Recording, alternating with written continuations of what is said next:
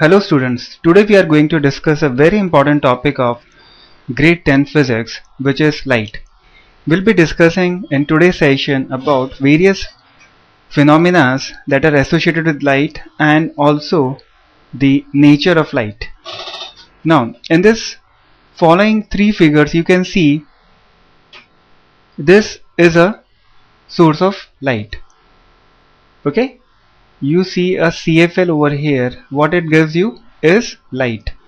Okay, in this diagram you see that a beam of light is entering one prism which is triangular in shape, and upon passing through this prism it disperses. So dispersion is another phenomenon of light.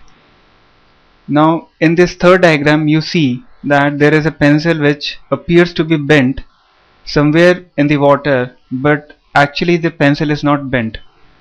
You see the pencil as bent because of a phenomena known as refraction. Now before we study what reflection and diffraction is and what are the laws of reflection and diffraction, we have to understand the very property which is light. Now let's begin what light is. I'll introduce you to the phenomena of light as a form of energy. It's a special kind of form of energy which is electromagnetic in nature. Now what it does is it produces a sensation of sight in our eye. You have this human eye, and when ray of light is incident on an object and gets reflected or refracted through that object, it enters our eye, and this is your eye, internal structure of eye. Ray enters, it is the signals received from the eye enters, and then they are received and analyzed through optic nerves by the brain. Now whatever we see or the kind of sensation that is created in our brain gives you an impression about an object. If you see a dog standing somewhere 10 meters away from you, it's because some kind of light ray is incident on the dog which gets reflected. It enters our eyes, and it enters our eyes and gives us an impression of the image of the dog which is created in our brain. So light is an essential form which gives humans ability to see something. Now light is a special kind of energy which, as other forms of energy, can be transformed into other forms of energy as well. I have shown here two simple examples. One is that of a solar cooker. Okay, what it does is the light rays coming from sun, they are reflected from this. You can see there is a mirror over here. So the light rays, they get reflected and they get accumulated over here, and this light energy gets transformed into heat energy which is used for cooking. So that is why the name is solar cooker. So here the transformation is taking from light to heat. Now similarly, there is one more phenomena which is quite advanced for you at this stage, which is known as photoelectric effect. When light rays, what is shown here is a photon. Photon is a particle. We'll understand what photon is later. Now this is a constituent of light. When this photon strikes any sodium metal on its surface, then electrons are ejected and they have certain kinetic energy. Okay, now it has got kinetic energy. It means that the energy, light energy possessed by the photons, now gets converted into kinetic energy. So light is a form of energy which can be transformed into any other form of energy. Now in these two beautiful diagrams you see rays of light in the atmosphere. You have a beautiful garden, the rays of light are entering through the trees, and you are able to see a special effect which is due to the light which gets scattered because of the dust particles which are present over it. Okay, which are in general you cannot see them, they are invisible, but because light is incident, it is passing through this atmosphere which has got dust particles. Okay, so because of the scattering of light through these dust particles, you see a special effect. Okay, now if generally light is invisible, but you see light, you sense light because of the presence of dust particles. If there would have been no dust particle here or in this room, okay, then you cannot see light. Okay, the beam of light becomes invisible if the environment is dust free. Is that clear? Now these are some generic properties associated with light. Now, upon the discussion that we had till now, one thing is clear, is that light makes objects visible. You see these different colors of leaves. Okay, you see these leaves because light is there.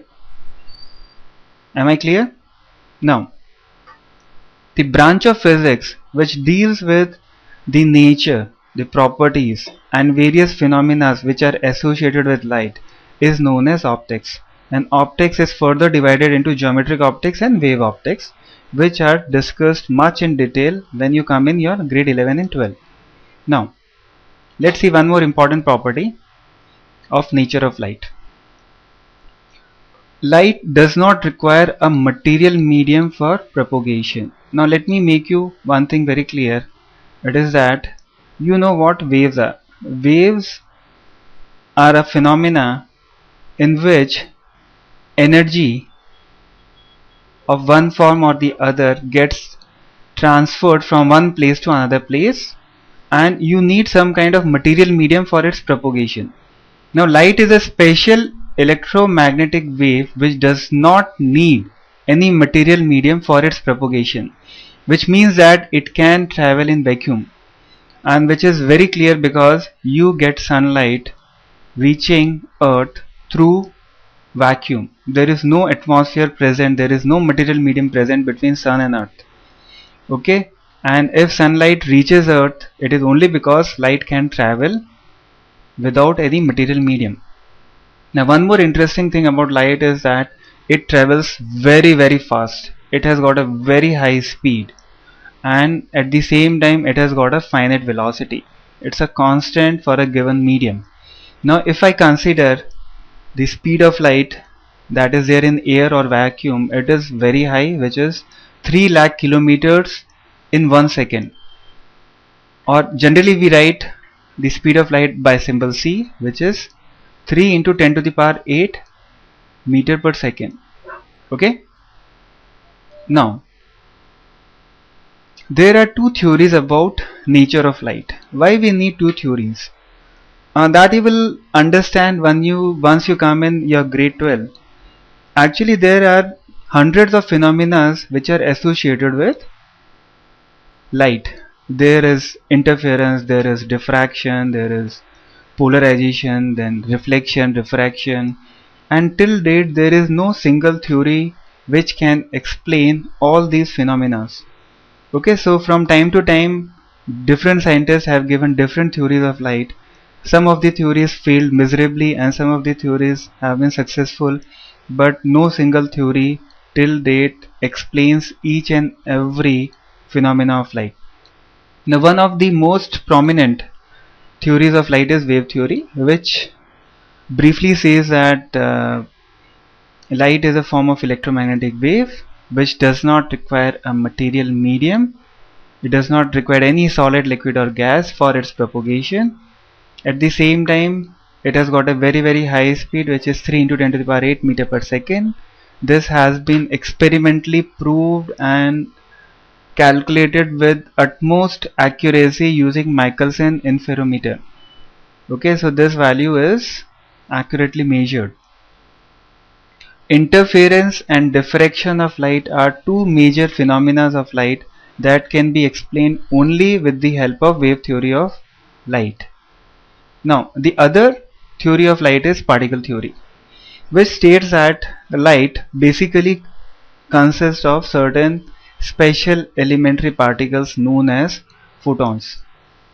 Okay, so these photons, they carry light energy. They are discrete packets. Okay, in this given diagram you can see light photons incident on a metal surface.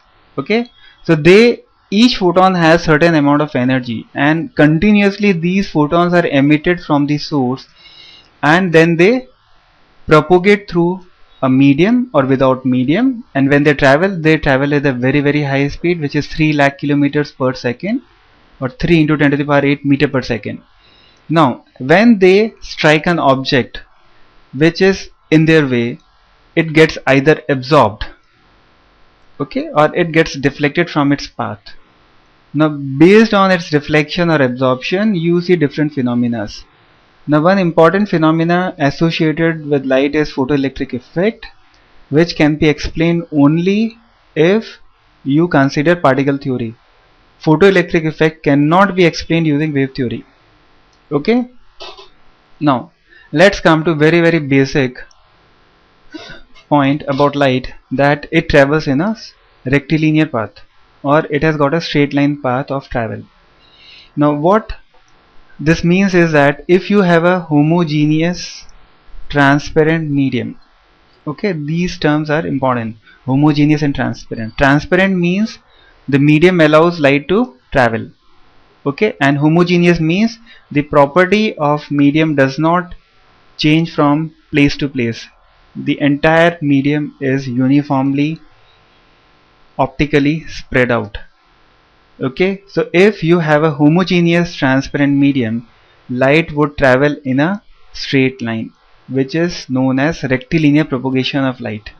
Now in this diagram you see there is a source. Okay, there is a source, and from source these rays are being shown. Now if I wish to make a ray diagram, then the direction of arrow indicates the direction in which light energy is propagating, and ray of light is always shown using a straight line. Okay, now there is an experiment to demonstrate this rectilinear propagation of light. It's a very simple experiment which you must have studied in your grade 8 physics. What the arrangement is that you take 3 cardboards, there are 3 pinholes in each of them, and when the level of the pinholes is in a straight line, that means the 3 pinholes and the eye, they are in one eye level or same level from the ground, and if you keep a candle on the other side of the cardboard, then you can see through the pinholes of the cardboard only if the flame and the 3 cardboards pinhole and the eye, they are in a straight line. Okay, this proves that it travels in a straight line. Okay, now if you displace any one of the 3 cardboards, then you cannot see the flame on the other side, which gives you an indication that light always travels in straight line.